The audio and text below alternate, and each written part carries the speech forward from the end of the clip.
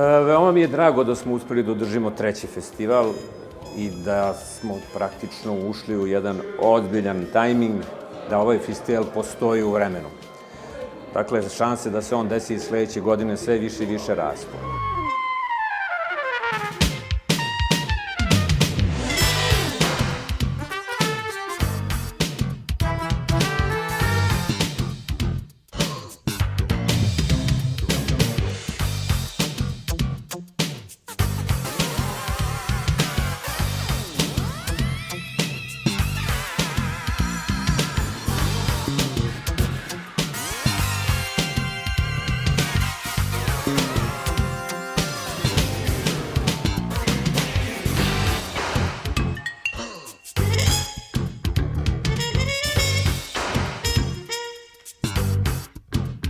Sia quello di continuare a fare la tua fotografia, adattandola alle esigenze di una macchina digitale, ma non cambiare nulla, cioè non adeguarti al digitale, perché sennò veramente i film diventeranno tutti uguali.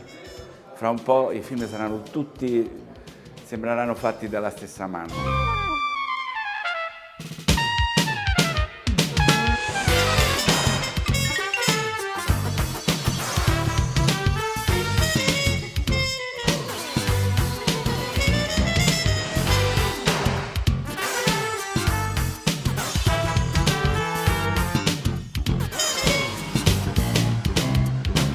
Eto, ja sam sad drugi put na ovom festivalu, bio sam i prošle godine i prvo što vidim u odnosu na prošlu godinu je jedan jaki napredak. Puno je festivaljači, mnogo više ljudi i ja prosto teško verujem kako je moguće da u zapravo 9 meseci, od kad smo bili zadnji put tu, toliko jednih izvrsnih snimateljskih ostvarenja nastaje u Srbiji.